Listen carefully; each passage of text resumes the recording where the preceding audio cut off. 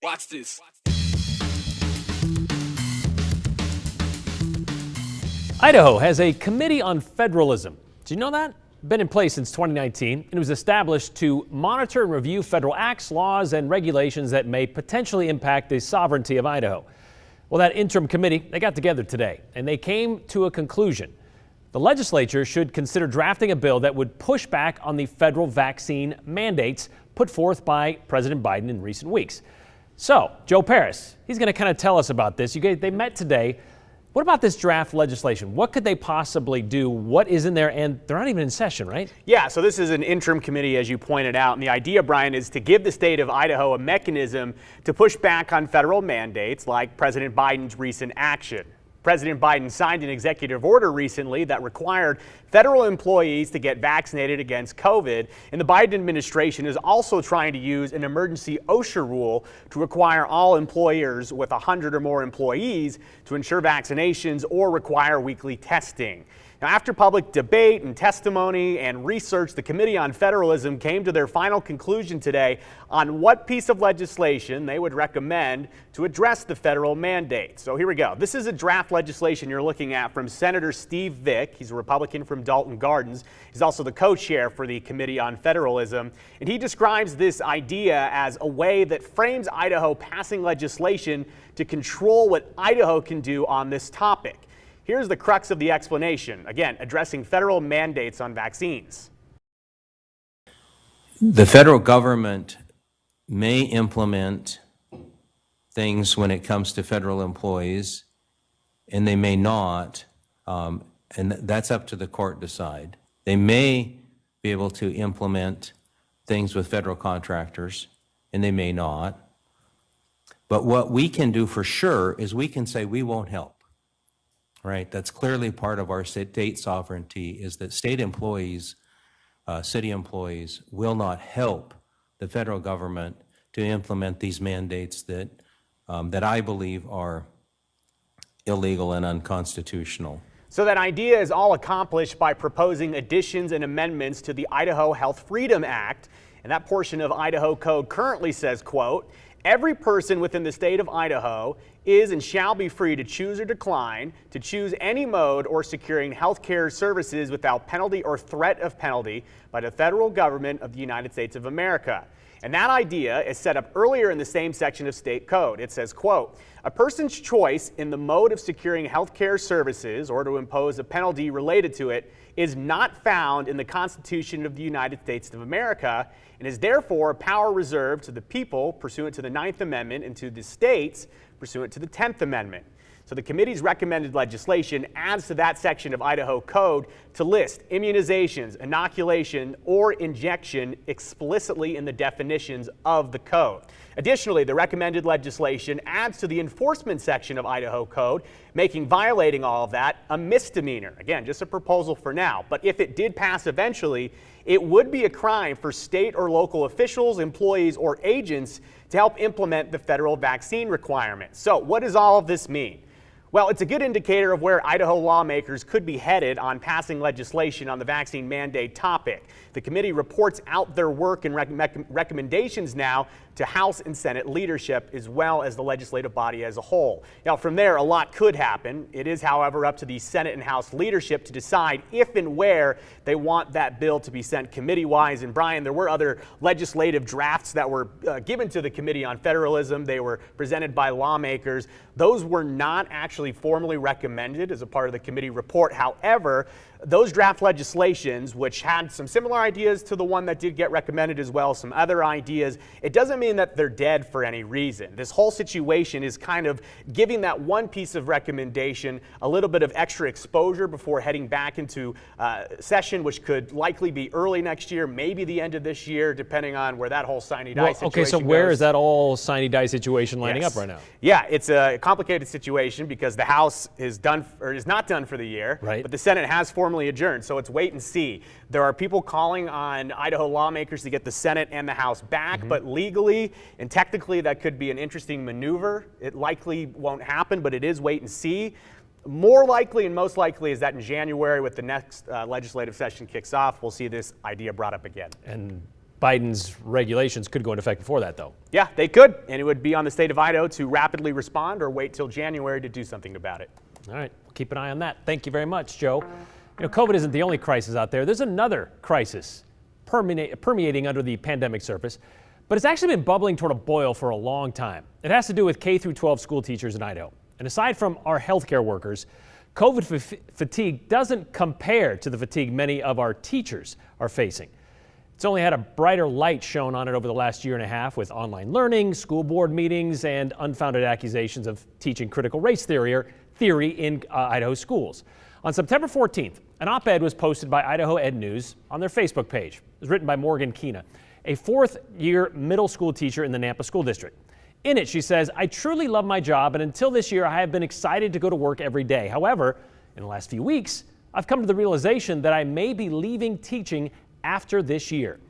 She details how as a middle school teacher, she connects with about 150 students every day. She knows their home situations, their interests, their hobbies, and how they learn in class. She wrote she checks in with some of them on weekends. She makes sure others get breakfast. She gives them a snack if they're hungry. And how she protects her students with a pair of scissors during lockdown drills. After describing all of this, Morgan says she foresees our state's teacher shortage continuing because of low pay, college tuition costs, and treatment teachers get from the community and school boards. She went on, given the low pay, the rising costs of college tuition, unpaid internships, and treatment that the teachers are getting, we are only a few short weeks into the school year, and I can tell you the start to this school year is unlike any other. I'm exhausted, I'm hurt, and sad this may be my last year. I can assure you that high-quality educators will only continue to show up for our kids if you show up and support the teachers of this district. And she's referring to Nampa, of course. But that could be anywhere in the state of Idaho. And it sounds pretty dire, doesn't it? Well, another teacher saw that post and responded, and it got our attention. Mike Tatro started teaching in 1995, started out in the Kuna School District. Also a middle school teacher, he moved to the Valley View School District in 2015. But Mike didn't just threaten this might be his last year. He made it his last year. After 25 years as a teacher, Mike walked away on September 10th, just 3 weeks into the school year, for all the reasons Morgan wrote about.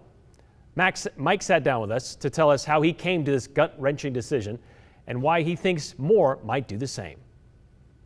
Hey, Mr. Tatro, thank you for being a teacher I'll always remember. It's the letters. You are an inspirational teacher, and I wish you the best. Letters he received from students. Thank you for being patient with me when no other teacher would. Some he only taught for a few weeks. Thank you for making me feel like I belong. That stand out the most to Mike Tatro. You are absolutely an amazing teacher.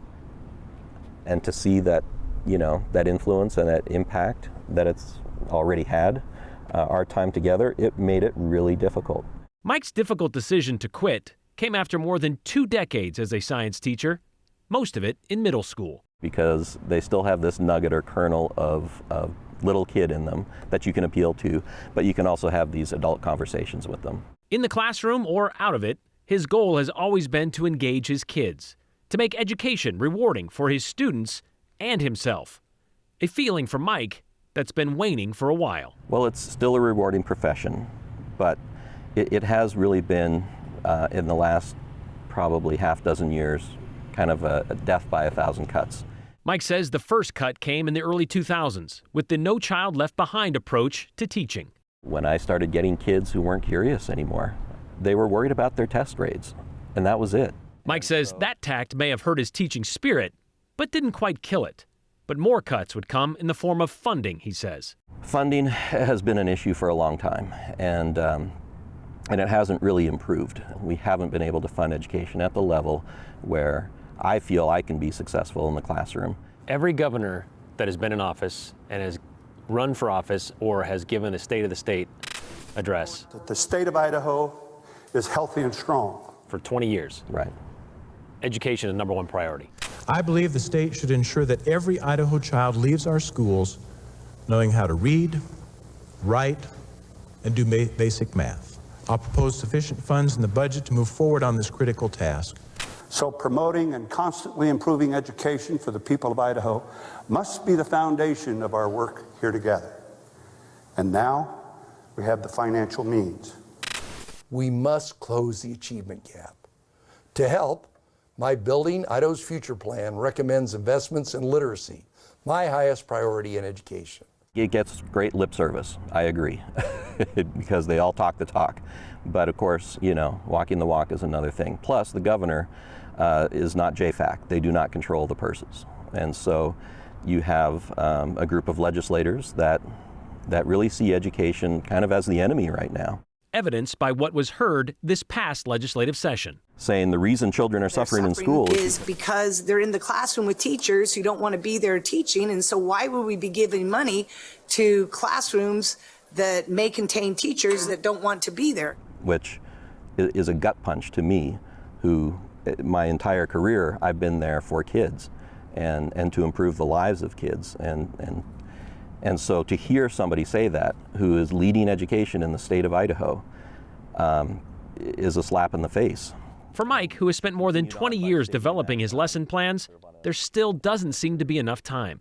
For me, I've been putting 12, 13-hour days in. I was in 7 hours on Monday of Labor Day weekend, and I'm still not doing enough. I'm still falling behind. The level of work that is expected for us to provide the education that our kids need is overwhelming, and it's unsustainable.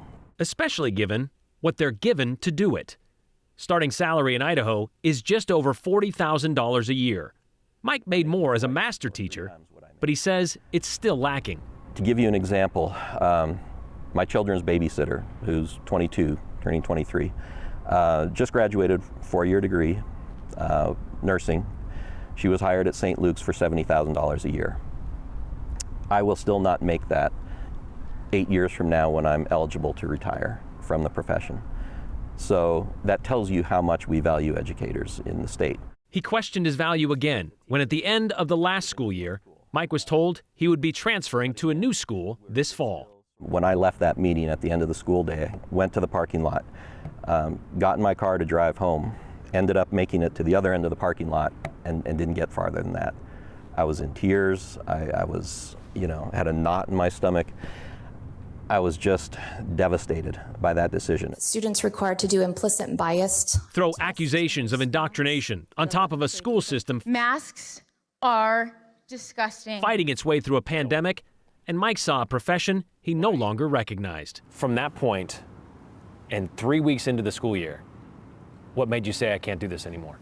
If I continued to forge these relationships with kids in the classroom, and I left at, say, semester break, it would be devastating. It would be really hard. He then felt the need to offer support online to the rest of his colleagues. What made you want to respond? The fact that the general public doesn't know what kind of crisis we are in right now and what level of crisis our educators are in, the level of stress and anxiety, as I said before, is it's everywhere. And there are educators who don't think they can make it through the year. And this toxic environment is not going away. It seems to be getting worse. And I know others think the same. And so I really do fear for the state of education here in Idaho. The teaching profession is not one that people want to get into. It's not as rewarding as it once was. Except, thank you for being one of the few classes I walked into and smiled in. For those letters. I hope to have a teacher like you again. I asked Mike, given his experience and passion, why not stay in the profession and fight? He told me he has done that for years, he said. He's spoken to legislators, he's asked for raises and was denied. And while some of the things he has advocated for have been successful, Mike says those wins have been few and far between lately. According to the State Board of Education, 208 teachers left the education profession during the 2020-21 school year. They didn't say why. They weren't clear as to why they did that. But that is 208 out of nearly 20,000 teachers statewide. It's a small number. But maybe there are many more out there, like Morgan Keena, who are this close to doing so, but without the means or opportunity to actually do so, like Mike Tatro did.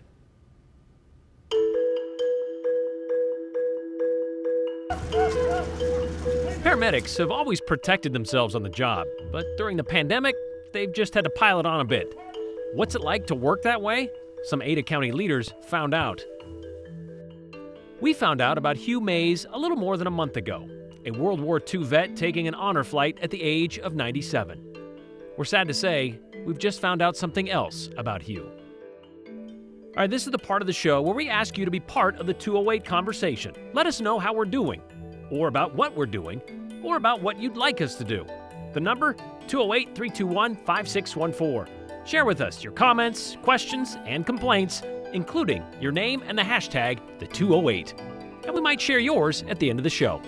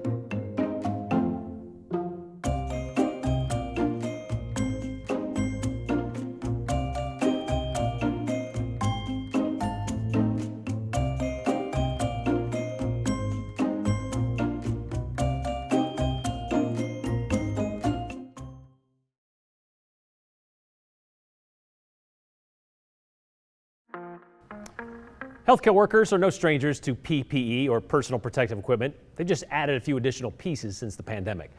Now it's more of a full body gear designed to help keep and stay COVID-free. Important, but not always the easiest to work with, all this gear. Today, Ada County Paramedics and EMTs hope to demonstrate how cumbersome it can be. They invited a few elected officials to put on the PPE and try to work through several life-saving tasks like CPR for 2 minutes straight, rushing across a parking lot with a gurney, or attending to a patient while riding in an ambulance. The wear and strain on my folks is higher now than I've ever seen it in the past. And so, my people are stressed. They're stressed from the additional call volume, the COVID patients day in, day out. Your goggles fog up, you're trying to start an IV on a patient, you're wearing the mask, you're wearing a gown. It's an additional burden that we've been doing for the last 18 months. Boy, I'll say, and as we've learned last month, even though Idaho is operating under crisis standards of care for hospitals, Ada County Paramedics Chief Sean Rain says nothing has changed when it comes to care on their end. They just have to layer up a bit more than they used to.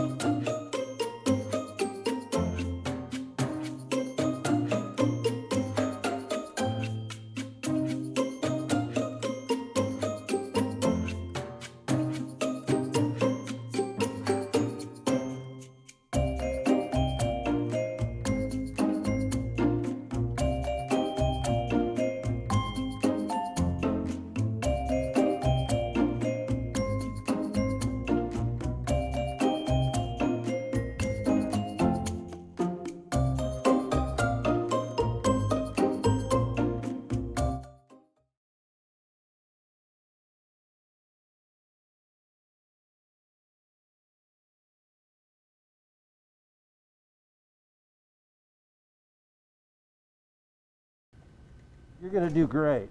There you go.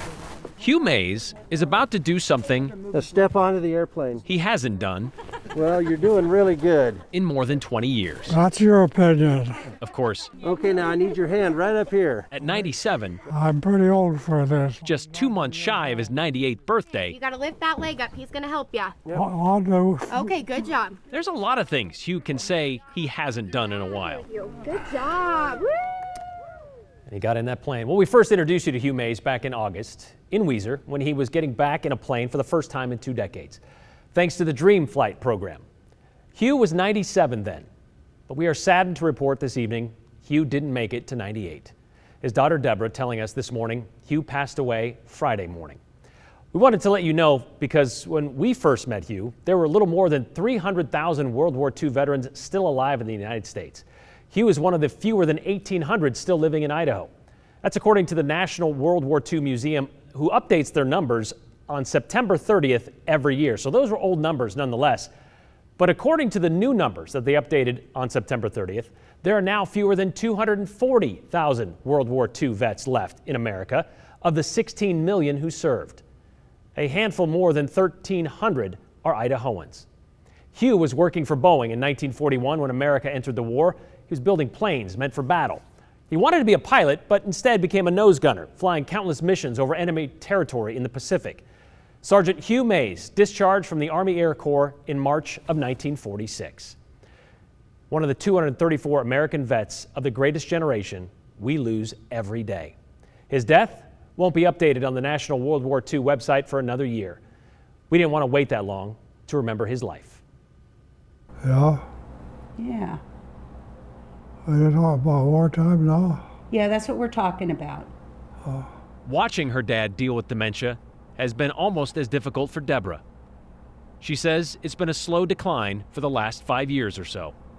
I forgot a lot about it. I know. Huh? I know. Which is why this morning is almost as big a day for Deborah. Hey, Dad! Hugh is one of 6 Treasure Valley veterans taking part in this year's Dream Flight. Today, it's a 20-minute ride around the Weiser Airport in a 1942 Boeing Stearman biplane. And you'd think after a dangerous deployment in the exposed front of a bomber would make someone want to stay away from planes. Not Hugh. Well, he made planes. After the war, Hugh went back to work for Boeing and helped build the 747 in the 1960s. But even those memories seem too distant for Hugh. When you lose your memory, you lose who you are. So Deborah hopes a morning like this one might help Hugh find himself a little bit. And I just wanted something that would spark, give him a spark. A spark. Maybe a memory. I hope so. I just hope so. Even if just for a minute, it's worth it. I hope it sticks with him long enough he can talk about it for a while. Yay, Dad! Yay! You're still a flyboy, Dad. I hope he dreams about it. He'll probably be flying in the dreams. Hey, everybody look at me. I'm so proud of you. You did great.